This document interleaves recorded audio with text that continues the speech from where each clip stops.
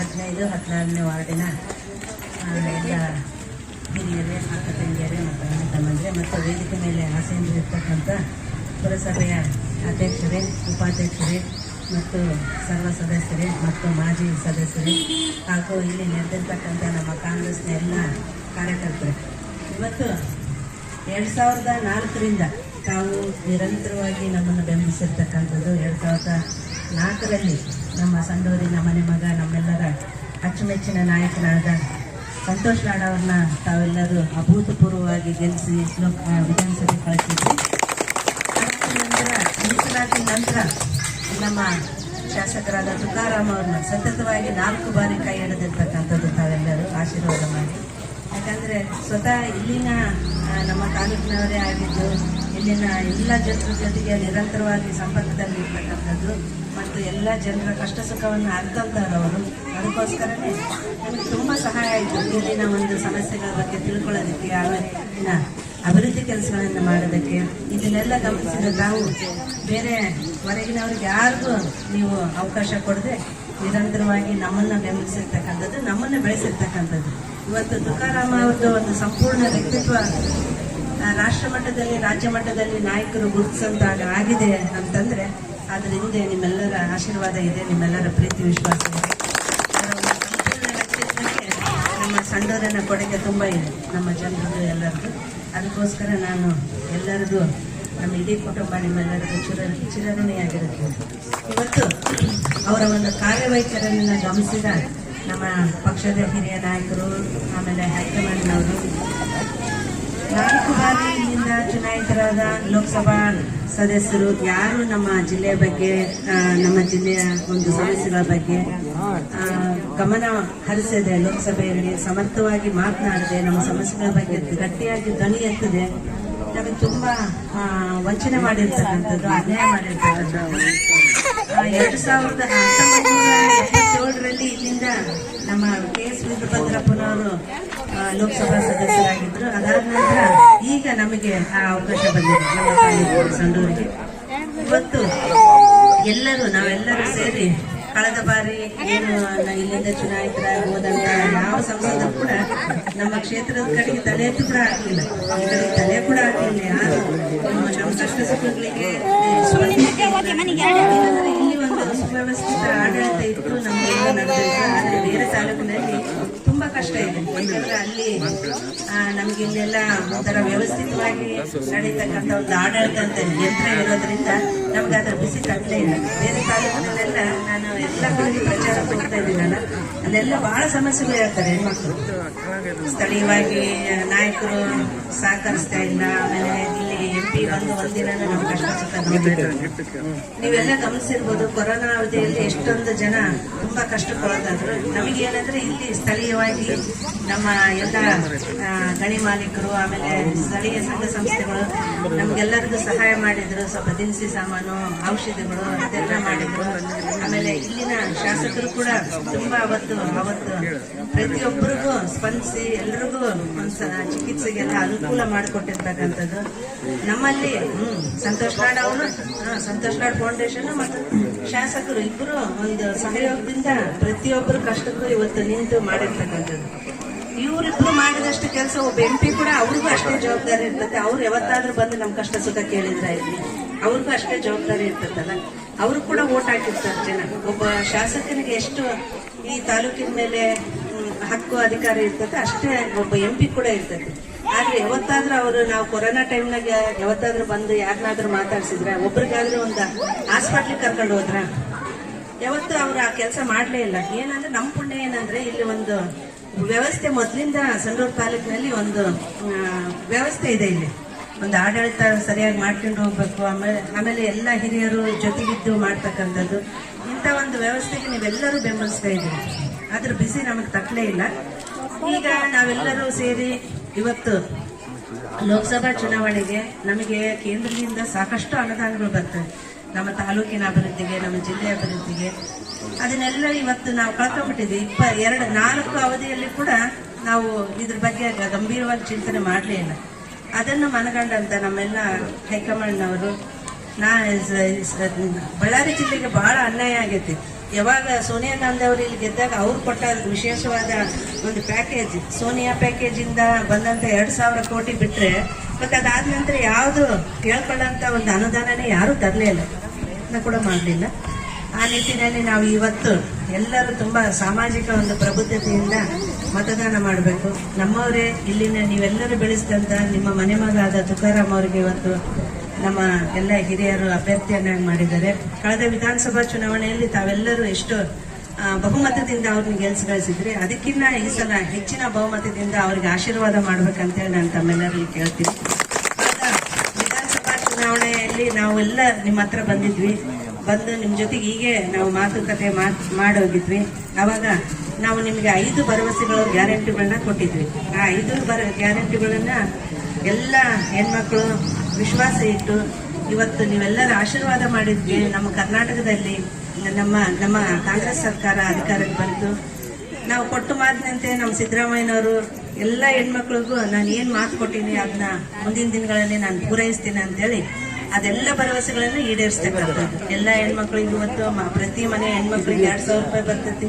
ಆಮೇಲೆ 10 ಕೆಜಿ ಅಕ್ಕಿ ಕೊಡ್ತೀವಿ ಅಂತ ಹೇಳಿದ್ರು, 5 ಕೆಜಿ ಅಕ್ಕಿ ಕೊಟ್ಟರು, 5 ಕೆಜಿ ಅಕ್ಕಿ ದುಡ್ಡನ್ನ ನಿಮ್ಮ ಅಕೌಂಟಿಗೆ ಹಾಕಿದ್ರು. ಆಮೇಲೆ ಎಲ್ಲ ತಾಯಂದ್ರು ಉಚಿತವಾಗಿ ಬಸ್ನಲ್ಲಿ ಪ್ರಯಾಣ ಮಾಡ್ತಾ ಇದ್ವಿ. ನಾವೆಲ್ಲರೂ ಇವತ್ತು ಯಾರಾದ್ರೂ ಬಸ್ ಟಿಕೆಟ್ ತಗೊಂಡ್ರೆ ಎಲ್ಲರೂ ಉಚಿತವಾಗಿ ಪ್ರಯಾಣ ಮಾಡ್ತಾ ಇದ್ವಿ. ಆಮೇಲೆ ಎಲ್ರಿಗೂ ಕರೆಂಟ್ ಫ್ರೀ ಬರ್ತಾ ಇದೆ. ಆಮೇಲೆ ಯಾರಾದ್ರೂ ನಿರುದ್ಯೋಗಿ ಯುವಕರಿಗೆ ಅವ್ರಿಗೂ 3,000 ರೂಪಾಯಿ ದುಡ್ಡು ಬರ್ತಕ್ಕಂಥದ್ದು. ಹಿಂದಿನ ಯಾವ್ದಾದ್ರು ಸರ್ಕಾರಗಳು ಇಷ್ಟು ನಮ್ಗೆ ಅನುಕೂಲ ಮಾಡ್ಕೊಟ್ಟಿತ್ತ ಹೆಣ್ಮಕ್ಳಿಗೆ? ಯೋಚನೆ ಮಾಡ್ರೆ ಯಾರಾದ್ರೂ ಸರ್ಕಾರ ಮಾಡ್ಕೊಟ್ಟಿತ್ತ? ಇವತ್ತು ಶ್ರೀಮಂತರಿಗೆ 2,000 ರೂಪಾಯಿ ದುಡ್ಡು ಅತಿ ಬಹಳ ಕಡಿಮೆ ಮೊತ್ತ ಅನಿಸಿರ್ಬೇಕು. ಆದ್ರೆ ಬಡತನದಲ್ಲಿ ಕೆಲಸ ಮಾಡ್ತಕ್ಕಂಥ ಹೆಣ್ಮಕ್ಳಿಗೆ, ದುಡಿದು ಹೊರಗೆ ಕೂಲಿ ಕೆಲಸ ಮಾಡ್ತಕ್ಕಂಥ ಹೆಣ್ಮಕ್ಳಿಗೆ ದಿನ ಬೆಳಗಾದ್ರೆ ಆ ಚೀಟಿ ಕಟ್ಬೇಕು, ಈ ಸಂಘ ಕಟ್ಟಬೇಕು ಅನ್ನೋದೊಂದು ಅದೇ ಅವ್ರಿಗೆ ಕಷ್ಟ. ದಿನ ಟೆನ್ಷನ್, ದಿನ ಬೆಳಗಾದ್ರೆ ಸಂಘಕ್ಕೆ ದುಡ್ಡು ಹೊಂದಿಸ್ಬೇಕು, ಚೀಟಿ ಕಟ್ಟಬೇಕಂತ. ಇವತ್ತು ಎಷ್ಟೋ ಜನ ಹೆಣ್ಮಕ್ಳು ತಮ್ಮ ಮಕ್ಕಳಿಗೆ ಸಣ್ಣ ಪುಟ್ಟ ಒಡವೆನಾದ್ರೂ ಮಾಡಿಸ್ತಾ ಇದಾರೆ ಈ ದುಡ್ಡಿಂದ. ಏನೋ ಒಂದು ಮನೆಗೆ ಒಂದು ಸಾಮಾನು ತಗೊಂತಾರೆ, ಟಿವಿ ಇಲ್ದಾರ ಟಿವಿ ತಗೊಂತಾರೆ ಆ ದುಡ್ಡು ಜೋಡಿಸಿ, ಫ್ರಿಜ್ ಇಲ್ದಾರ ಫ್ರಿಜ್ ತಗೊಂತಾರೆ.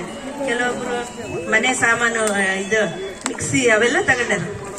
ಎಲ್ಲ ಹೆಣ್ಮಕ್ಳು ಇವತ್ತು ಹೇಳ್ತಿದ್ದಾರೆ. ನಾನು ಎಷ್ಟು ಇಡೀ ಬಳ್ಳಾರಿ ಜಿಲ್ಲೆ ಎಲ್ಲ ನಾನು ಪ್ರಚಾರ ಮಾಡಿ ಬಂದೀನಿ. ನಮ್ಮ ಮನೆಯವ್ರ ಪರವಾಗಿ ಎಲ್ಲ ಕಡೆಗೂ ಹೆಣ್ಮಕ್ಳು ಗಂಡ್ಮಕ್ಳಿಗಿನ್ನ ಹೆಣ್ಮಕ್ಳೇ ಜಾಸ್ತಿ ಸೇರ್ತದ.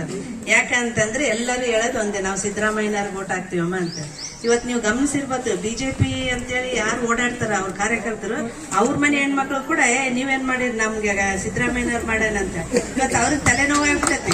ಅವ್ರ ಮನೆ ಹೆಣ್ಮಕ್ಳನ್ನ ಅವ್ರ ಹಿಡ್ಕೊಳಕ್ ಆಗ್ತಾ ಇಲ್ಲ. ಅವ್ರ ಮನೆ ಹೆಣ್ಮಕ್ಳಿಗೆ ಅವ್ರು ತಿಳಿ ಹೇಳಿ ಬಿಜೆಪಿ ಓಟ್ ಹಾಕ್ಸ್ಕೊಳಕ್ ಆಗ್ತಾ ಇಲ್ಲ ಅಂತ ಪರಿಸ್ಥಿತಿ ಆಗೈತಿ. ಇಡೀ ಕರ್ನಾಟಕದಾದ್ಯಂತ ಇದು ಬರೇ ಎಲ್ಲ 1 ತಾಲೂಕು 2 ತಾಲೂಕು ಅಲ್ಲ, ಎಲ್ಲ ಕಡೆಗೂ ಅಷ್ಟೇ. ಹೆಣ್ಮಕ್ಳು ಇವತ್ತು ಸಂಪೂರ್ಣ ಮನಸ್ಸಿನಿಂದ ಇವತ್ತೆಲ್ಲರ ಹೆಣ್ಮಕ್ಳ ಮುಖದಲ್ಲಿ ಒಂದಿಷ್ಟು ನಗು ಕಾಣಿಸುತ್ತಂದ್ರೆ ಅದ್ರ ಕಾರಣಕರ್ತ ಸಿದ್ದರಾಮಯ್ಯನವರು. ಯಾಕಂದ್ರೆ ಅವರು ನೋಡ್ರಿ, ನಾವೆಲ್ಲ ಹೆಣ್ಮಕ್ಳು ಗಮನಿಸಿರ್ಬೋದು, ಅವ್ರ ಗಂಡ್ಮಕ್ಳಿಗೆ ಯಾವುದೇ ರೀತಿ ಸೌಲಭ್ಯ ಕೊಡ್ಲಿಲ್ಲ. ಯಾಕಂದ್ರೆ ದಿನ ಬೆಳಗಾದ್ರೆ ಸಂಸಾರ ನಡೆಸ್ತಕ್ಕಂಥವ್ರು ಮನೆ ಶಕ್ತಿ ಯಾವ್ದಂದ್ರೆ ಹೆಣ್ಮಕ್ಳು. ಅದಕ್ಕೆ ಅವ್ರಿಗೆ ನಾನು ಅನುಕೂಲಗಳು ಮಾಡ್ಕೊಡ್ಬೇಕಂತೇಳಿ ಹೆಣ್ಮಕ್ಳಿಗೆ ಮಾಡ್ಕೊಟ್ಟಿರ್ತಕ್ಕಂಥದ್ದು.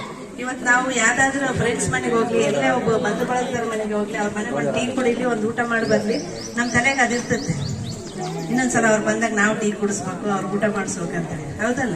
ಹಾಗೇನೆ ಇವತ್ತು ನಮ್ಗೆ ಇಷ್ಟೆಲ್ಲ ಅನುಕೂಲ ಮಾಡಿಕೊಟ್ಟಂತ ಸಿದ್ದರಾಮಯ್ಯನವ್ರಿಗೆ ನಾವು ವಾಪಸ್ ನಮ್ಮ ಋಣ ಆತಂದು ನಾವು ತಿಂದಿವಿ, ಅದಕ್ಕೆ ವಾಪಸ್ ಋಣ ಏನ್ ಕೊಡ್ಬೇಕು? ಒಂದು ಓಟ್.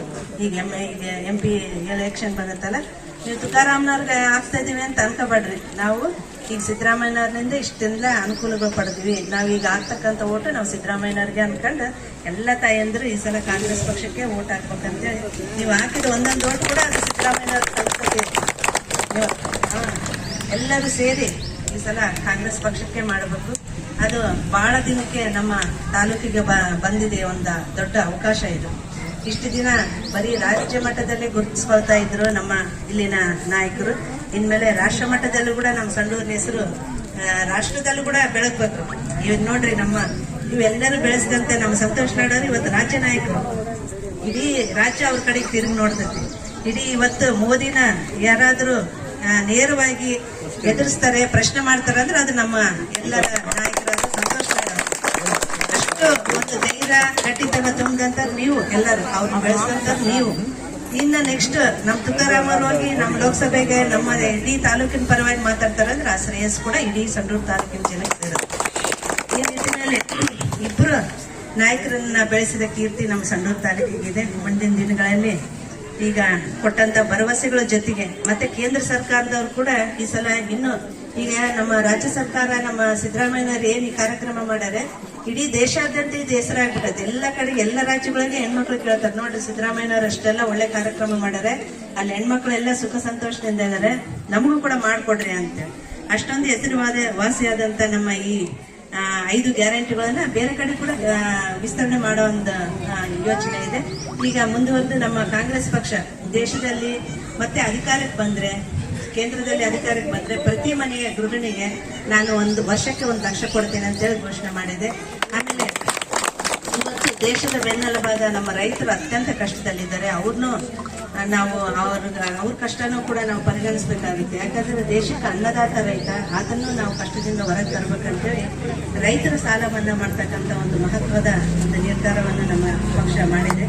ರೈತರು ಕೂಡ ಆರ್ಥಿಕವಾಗಿ ಸದೃಢರನ್ನು ಮಾಡಬೇಕು, ಆತನು ಒಂಥರ ಈ ಕಷ್ಟದಿಂದ ಹೊರಗೆ ತರಬೇಕು ಅಂತೇಳಿ. ಆಮೇಲೆ ನಾವಿವತ್ತು ಪ್ರತಿಯೊಂದು ಏನೇ ಸಾಮಾನು ತಗೊಳಕ್ ಹೋಗ್ಲಿ ಅದ್ರ ಮೇಲೆ GST ಆಗ್ತಕ್ಕಂಥದ್ದು, ಆ GST ಇಂದನೂ ಮುಕ್ತ ಮಾಡ್ಬೇಕಂತೇಳಿ ಈಗ ನಮ್ಮ ಪಕ್ಷ ನಿರ್ಧಾರ ಮಾಡಿದೆ. ಆಮೇಲೆ ಈಗ ನಮ್ಮ ಮನೆಗೆ ಬರ್ತಾರೆ ಆಶಾ ಕಾರ್ಯಕರ್ತರು, ಅಂಗನವಾಡಿ ಕಾರ್ಯಕರ್ತರು, ಅವ್ರಿಗೂ ಜಾಸ್ತಿ ಸಂಬಳ ಮಾಡ್ಬೇಕಂತೇಳಿ ಈಗ ನಮ್ಮ ಪಕ್ಷ ನಿರ್ಧಾರ ಮಾಡಿದೆ. ಆಮೇಲೆ ಎಷ್ಟೊಂದು ಜನ ಬಿಜೆಪಿ ಸರ್ಕಾರ ಕಳೆದ ಅವಧಿಯಲ್ಲಿ ಹೇಳಿತ್ತು, ಸಾಕಷ್ಟು ನಾನು ಉದ್ಯೋಗಾವಕಾಶಗಳನ್ನು ಸೃಷ್ಟಿ ಮಾಡಿ ನಮ್ಮ ದೇಶದ ಎಲ್ಲ ಯುವಕರಿಗೆ ಉದ್ಯೋಗಗಳು ಕೊಡ್ತೀನಿ ಅಂತೇಳಿ. ಅದೇ ಬರೀ ಎಲೆಕ್ಷನ್ ಮಾತ್ರ ಅವರು ಘೋಷಣೆ ಮಾಡಿದ್ರೆ ಅದ್ರ ನಂತರ ಅದ್ರ ಕಡೆ ಗಮನನೇ ಹರಿಸಲಿಲ್ಲ. ಇವತ್ತು ಎಷ್ಟೋ ಜನ ಯುವಕರು ನಿರುದ್ಯೋಗಿಗಳಾಗಿ ಜೀವನ ಮಾಡ್ತಾ ಇದ್ದಾರೆ. ಅವರಿಗೆ ಸ್ಥಳೀಯವಾಗಿ ಸರ್ಕಾರಿ ಸಂಸ್ಥೆ ಮತ್ತು ಖಾಸಗಿ ಸಂಸ್ಥೆಗಳಲ್ಲಿ ಅವರು ಯಾವ ಒಂದು ವಿಷಯದಲ್ಲಿ ಅವರು ಪರಿಣಿತರಾಗಿದ್ದಾರೆ ಅದರಲ್ಲಿ ಅವರಿಗೆ ಟ್ರೈನಿಂಗ್ ಕೊಟ್ಟು ಅವರಿಗೆ ವರ್ಷಕ್ಕೆ 1 ಲಕ್ಷ ಕೊಡ್ತಕ್ಕಂಥದ್ದು, ಯುವಕರು ಕೂಡ 1 ಲಕ್ಷ ಕೊಡ್ತಕ್ಕಂಥದ್ದು. ಆಮೇಲೆ ಆ ದುಡ್ಡಿನಿಂದ ಅವರು ಸ್ವಯಂ ಉದ್ಯೋಗಗಳನ್ನು ಮುಂದೆ ಮಾಡ್ಕೋಬಹುದು ಅನ್ನೋ ಒಂದು ದೃಷ್ಟಿಯಿಂದ ಈಗ ಎಲ್ಲ ಓದಿದಂತ ಹುಡುಗರು ಕೂಡ ಈ ತರ ಅನುಕೂಲಗಳನ್ನು ಮಾಡ್ತಕ್ಕಂಥದ್ದು. ಇದೆಲ್ಲ ನಾನು ಯಾಕೆ ಹೇಳ್ತೀನಿ ಅಂದ್ರೆ, ಯಾವಾಗ್ಲೂ ಕಾಂಗ್ರೆಸ್ ಪಕ್ಷ ಎಲ್ಲ ವರ್ಗಗಳನ್ನ ಎಲ್ಲ ಸಮುದಾಯಗಳನ್ನ ಒಟ್ಟಿಗೆ ತಗೊಂಡು ಹೋಗ್ತಕ್ಕಂಥದ್ದು. ಆಮೇಲೆ ಮುಖ್ಯವಾಗಿ ಬಡ ಜನರಿಗೆ ಏನು ಅನುಕೂಲ ಆಗ್ಬೇಕು ಅಂತ ಯೋಜನೆಗಳನ್ನು ರೂಪಿಸ್ತಕ್ಕಂಥದ್ದು. ನಮ್ಮಿಂದ ತೆರಿಗೆ ಸಂಗ್ರಹ ಆಗಿರ್ತಕ್ಕಂಥ ತೆರಿಗೆ ಹಣ ಯಾರೋ ಕೆಲವು ಶ್ರೀಮಂತರು ಮಾಡೋದಲ್ಲ, ಅವರಿಂದ ನಮಗೆ ಏನು ತೆರಿಗೆ ತಗೊಂಡಿರ್ತೀವಿ ಅದು ಅವ್ರಿಗೆ ಸೇರ್ಬೇಕಂತೇಳಿ ಪ್ರತಿ ಮನೆಗೂ ಇವಾಗ ಎಲ್ಲ ಕಡೆಗೂ ತಪ್ಪಿಸ್ತಕ್ಕಂಥ ಒಂದು ದೊಡ್ಡ ಕೆಲಸ ಮಾಡ್ತಾ ಇದೆ. ಅಂತ ಒಂದು ಪಕ್ಷಕ್ಕೆ ನಾವೆಲ್ಲರೂ ಆಶೀರ್ವಾದ ಮಾಡಬೇಕಾಗಿದೆ. ಅದಕ್ಕೋಸ್ಕರ ತಾವೆಲ್ಲರೂ ಬರೋ 7ನೇ ತಾರೀಕು ಮೊದಲೇ ನಂಬರ್ನಲ್ಲಿ ಇರ್ತೈತಿ ಹಸ್ತದ ಗುರ್ತಿಗೆ, ನಂಬರ್ 1 ನಲ್ಲಿ ಇರ್ತೈತಿ ಹಸ್ತದ ಗುರ್ತಿಗೆ ನೀವೆಲ್ಲರೂ ಓಟ್ ಹಾಕ್ಬೇಕು. ಮತ್ತೊಂದ್ಸಲ ತುಕಾರಾಮ್ ಅವ್ರಿಗೆ ಆಶೀರ್ವಾದ ಮಾಡಿ ಲೋಕಸಭೆ ಕಳಿಸಿ ನಿಮ್ಮೆಲ್ಲರೂ ಸೇವೆ ಮಾಡಕ್ಕೆ ಅವ್ರಿಗೆ ಅವಕಾಶ ಮಾಡಿಕೊಡ್ಬೇಕಂತೇಳಿ ಕೇಳಿದ ನಾನು 2 ಮಾತು ಮುಗಿಸ್ತೇನೆ.